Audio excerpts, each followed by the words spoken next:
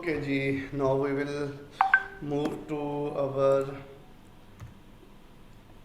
You can see the screen, right? Yes, sir, we can see. Good. Yes, sir. Okay, okay. Now we will move to the element 1.3 role of national governments and international bodies. By international bodies, as I mentioned earlier, International Labour Organization, ISO standards, International Standard Organization, and then the local is local authorities like civil orders, ministerial orders, federal government laws, regulations. These all are the legal framework. Okay, here we have International Labour Organization ILO. It's a agency of United Nations. Most countries are the members, sets international standards for health and safety by publishing conventions and recommendations. So the International Labour Organization, it's a sub-agency or it's a sub-part of the United Nations, and they have set some health and safety standards, and they are sharing the standards to all the member countries who are who are registered with the ILO, and they are sharing by conventions and recommendations. So this convention and recommendation will be known as C and R. If it's C, it means conventions. If it's R, means recommendations. We will go through in detail. What are the conventions? Creating binding obligations or policies to implement their provisions. No legal authority unless ratified by the member state into its own legal structure. Recommendations provide guidance or policy legislations and practices. Conventions are similar in scope to UK Acts of Parliament, like they pass an act, they pass a bill that these standards need to be followed, and but these are general in nature. Like they said that health and safety need to be followed during work at height. They said like this is an example like that. And when it's coming to the recommendations is a complete guideline like how to do, what is the practice, what is the procedure.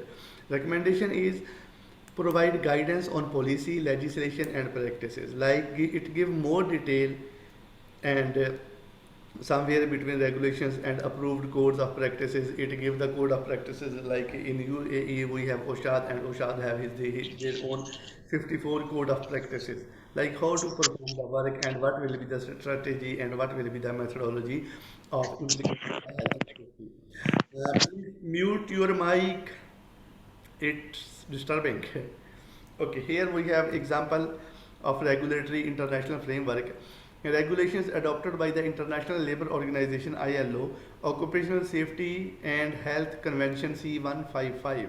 Guys, keep it in your mind, write down it in your notebook. Even you have the slides, you have the PPT, you will get the recording, but this is important. A goal setting policy for companies and nations. This is by international organizations, and occupational safety and health recommendations 1981 R164. When it's R164 means it's recommendation, and when it's C155 means it's convention C155. Supplement C155 and gives more guidance on how to comply with its policies. Like in convention, they give policies, and in recommendations, they give appropriate and full guidance how to comply with the convention.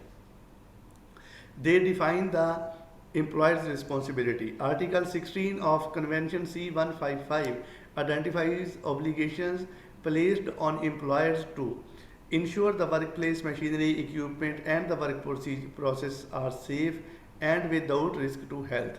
The employer have to ensure all this. Ensure that chemicals, physical and biological substances and agents are without risk to health where protective measures have been taken. Provide adequate protective clothing and equipments to prevent risk of accidents or adverse health effects. These are the responsibilities of employer, but it's not only here. Let's move. Employer also responsible in recommendation. It's more clear in recommendation. Article 10 of Art 164 provide and maintain workplace machinery and equipment and use working methods are safe. give necessary instruction, training, and supervision in application to use of health and safety measures. Just hold on, guys.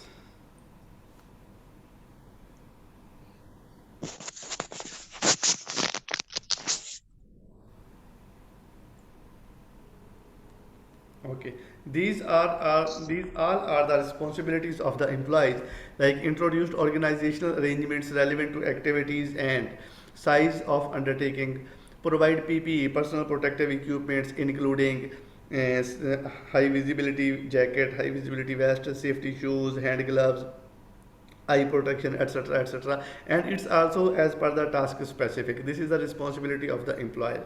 Take reasonably practical measures with a view to eliminating excessive physical and mental fatigue. Keep up to date of scientific and technical knowledge, comply with the above. They need to be updated. They need to have a clear and concise knowledge about the new changes, the new and the modern techniques, so that they can provide a good working environment for this organization, and they can save the employees from any incidents. So we have regulatory framework. ILO has also published conventions associated with specified hazard. C115, C115 is radiation protection. It was published in 1960. C162 asbestos 1986. C16 H&S health and safety in construction. It was late, but it's in 1988. They published these three articles in their conventions, and they give details and policies like how to save the employees in these specific three factors. What employers must provide? They must provide safe place of work, access and egress to the workplace, safe plant and equipment, like all the plant and equipment, starting from the small, from the hand to the big heavy equipment, cranes, generators, equipment, wheel loaders, etc. Whatever is being used on the workplace, like if it's a bakery, there must be ovens, if it's a factory, there must be big boilers. The employer is responsible that all these plants and equipments are in safe condition, properly inspected, maintenance done, and they are free from any risk. Safe system of work should be safe in all circumstances. Appropriate review, planning, and control ensure continued safety of method. The safe system of work is a document. It's an appropriate document developed by the employer, like which identifies or which defines that how this work need to be done. What are the steps? What are the precautions to take in? What have to do and what have not to do? Everything is defined in safe system of work. Training and supervision to ensure competency. Yeah, the employer is responsible for regular and continuous training of the employees so that they can stay competent. They can have the knowledge, they can have new techniques, they know what are the legal requirements, what are their roles, what are their responsibilities. These all are the responsibilities of employer. Here we have one word, competence. What is competence? Competence is a combination of four items or the four terms. K for knowledge, A for ability, T for training, E for experience. Just remember the Titanic movie. There you find a lady named Kate, right? So just remember the Kate. K is knowledge. Like they must have knowledge about the task, about that job. They have ability, like physically and mentally, they are able to do that job. That is ability. Training, they have adequate training from a certified or from a competent trainer to do that job. Experience, like they must have experience in the same job. Before putting anybody into a job, or employer have to check that he have experience in that. If he don't have, he have to take care of these things also. So the combination of these four factors make you competent. This is the definition of competence. So here we have group exercise. Apart from employees, who else must employer protect? Yeah, other than the employees, what they have to protect? They have to protect everyone. They have to protect visitors, they have to protect the peoples passing in the area, the utilities, the contractors, the member of the public, the kids playing in the area. These all are the responsibilities of employer. Like he is not only responsible to save his own employees, he is responsible to save the surrounding of the work also, and no one must affect from their business. Sorry, this is the responsibility of employee. Okay, and here we have workers' responsibilities that are implemented on individuals, on all employees who are working in the organization. Article 19 of C155 also places obligation on workers, expanded in recommendation 164 as follows: like take reasonable care of their own safety and that of the other people. And every employee is responsible to take care of his own, and he must not do such act which can cause harm to the other employee. And he must comply with the safety instructions, procedures, and all the instructions which is given to him by project or the organization's safety team, organization's management, by the signboard, in communication or verbal. The employee, the worker, he must comply with all. He must use all safety equipments properly. He must wear all his personal protective equipments properly. He must report any incident, work related ill health, anything near miss, incident, accident. He must report to the organization. These are the responsibilities, and these are identified by ILO, International Labour Organization. Here we have workers' rights. What are the rights of the workers? Article 19 of C155 states that every worker must be given adequate information on actions to employer has taken to ensure safety and health. Like employer must give them appropriate information like what we have did for your safety, what are the instructions for you to perform the job, and they will give them necessary training which is required for safety and health. They must conduct they must consult with the employees on all matters of safety and health relating to their work. They must tell them that these are the hazards on your workplace and you need to take care of that. Given the right to leave workplace which he has reason to thinking on, please mute your mic. Given the right to leave a workplace which he has reason to think presents an imminent and serious danger, they must tell the employee that if you feel that you are in danger, if the site is risky, if there is a serious condition, you must leave the site until it's not getting safe, and report to the organization, report to your line manager, to your supervisor, to the safety team, or whoever is responsible for the task or for that activity or for that area, floor, whatever. Here we have enforcement agencies. What they are doing?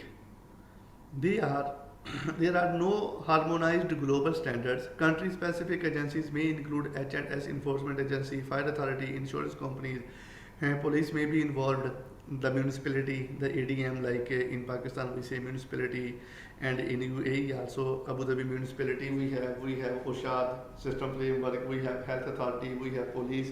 They all are the agencies, and they are involved in the workplace health and safety compliances. So consequences of non-compliances. Guys, what is non-compliance?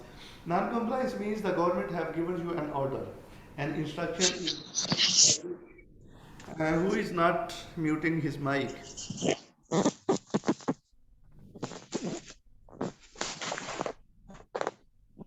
Just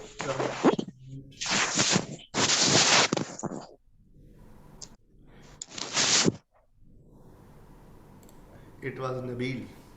Okay. What is non-compliance? When an organization is not following the standards, not following the instructions, not following the rules and regulations provided or given by the authorities, international or local authorities, it's known as non-compliance. Or even from your client. Like a client hire a contractor to develop something, to develop a house, to develop a factory, and later on client noticed that the client is not working as per the contractual agreements, they are not working, they are not complying with health and safety, so this is known as non-compliance. When there is a standard, when there is a procedure, and there is it was not implemented on the workplace, it is known as non-compliance. The result of non-compliance, it's a breach of health and safety legislation, and it's a criminal offense. It lead to enforcement action. They can give you an improvement notice, they can give a prohibition notice, they can stop your work, they can put a fine, they can send someone to jail, someone to prison, if it's as per the category of the event, category of the accident, category of the non-compliance. Claims for compensation. Fault-based compensation system. Workers bring claims against employer. If the worker, if the employer organizations or the workers, they found that the employers are not providing adequate requirement, they can put a case in the court and they can ask for a claim. Civil legal system in the court must prove employer was negligent and therefore to blame for injury, ill health. Yeah, they have to prove in the court that the employer is ignoring our health and safety intentionally, deliberately. That's why we cannot follow with the, we are not ready to work and we need a compensation payment from the employer. So what are the compensation payment non-fault system? National or regional schemes, no need to prove negligence, decided by a panel of experts. In this type of claims, which is non-fault system, a claim like the panel from the authority, they visit your workplace, they don't need to go to any court to prove against you. No, they can give you direct fine. But if you are individual and you want to claim, you need to go a court to get your right. But the organization, the enforcement agency, they can give you a direct fine. Same like police or municipalities, sometimes they are working, they are, or an example is environment agency here in UAE, environment agency Abu Dhabi, once they go, they find someone violating, polluting the environment, violating the legal standards, violating the EAD instructions, they have the right to give fine direct to anyone. Like without any code procedures, they have the right to do that. These are the non-fault system of fines and compensation. Here we have a group exercise. A technician escape injury by dividing under a bench when vessel blows up as a result of design defect. A 12 years old boy breaks his arm falling into a pit whilst playing on the unfenced building site. A machine operator is blinded in one eye by a colleague trying to help him remove a jammed machine part using a hammer. See, the machine operator get lost his one eye because they are trying to remove in an unprofessional way. They are not specified for that. So something goes in his eyes, a part of steel went to his eye and he lost his eye. That's happening in the workplace. A scaffolder is electrocuted when the pole he is carrying touches a live overhead cable. A scaffolder, he is carrying a tube or a pipe or a pole, and the pole hit on the power head line, on the live electric line, overhead line, and he get die, he get injured, he get any type of sickness. This is exercise you need to go through and you need to answer me for that. What to do in these all cases? Who is responsible? Like a 12 years old boy break his arm. He lost, his arm was broken because he fell in the excavation, and excavation was not protected. And for sure the excavation is done in an open area, in an area where the community is always already living. So the company, the organization, the employer have to pay a fine. Like this, you have to describe all these 4 points. Okay, other international standards: ISO 19001 Quality Management System, ISO 14001 Environment Management, ISO 45001 is Health and Safety, ISO 12100 is Safety of Machinery. These are not law, but they are good management practices, they are good standards which we have to follow. And then we have internationally recognized standard for occupational health and safety, OSAS 18001. Guys, now 18001 has been transformed to ISO 45001. So now 18001 is like it's changed to ISO 45001. Then we have ISO 9001, that is the quality, ISO 14001 for the management. And source of information: what are the sources of information? There are 2 types, one internal and external. The external is authorities, like when the COVID came, the government, the World Health Organization, WHO, the hospitals, the other authorities, they publish their posters, letters, circulars, emails, they send to everyone, they spread every type of information. That is a type of external communication or external information. And the internal information is the accident records, medical records, risk assessment, maintenance reports, safety presentation, safety trainings, audit reports, induction reports.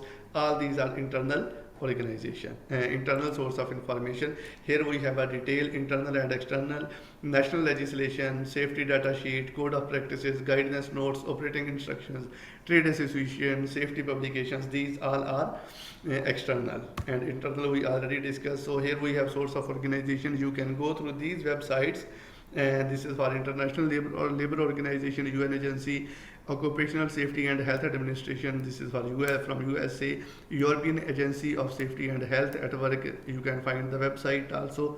You can go through this website. You can get enough or an adequate knowledge relating to health and safety. So here we have 4 questions. What are the 2 main standards that the ILO has produced for health and safety? What do countries do these standards? What are the employer's responsibilities under R164? What are the employees, like workers' responsibility under the recommendation 164? What action could be taken against organization breaking health and safety law? I just answered the last one. Action can be taken by the authorities: compensation payment, fine, putting the management to the jail, ban on the organization, cancelling the license of the organization. These all are the actions which are being taken by the authorities in case of a non-compliance with the standards. Okay guys, we have finished our element 1 completely. So anybody have any question?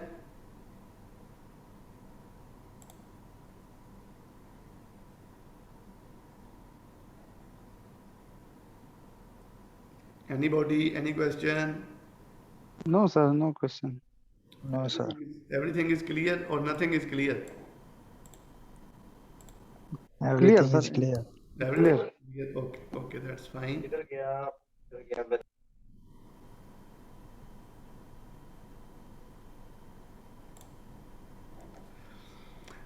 Okay guys, anyhow, we have finished our session. This is the first one. So we will start tomorrow again, the same time, and just be ready. If and just go through these slides, this lecture and this video, whatever you have heard. And if you have any problem, any doubt, anything need to clear, just tomorrow we can work on that. We can clear that again tomorrow. Okay? Okay, sir. Just hold on. Okay, sir. Hold on for a second.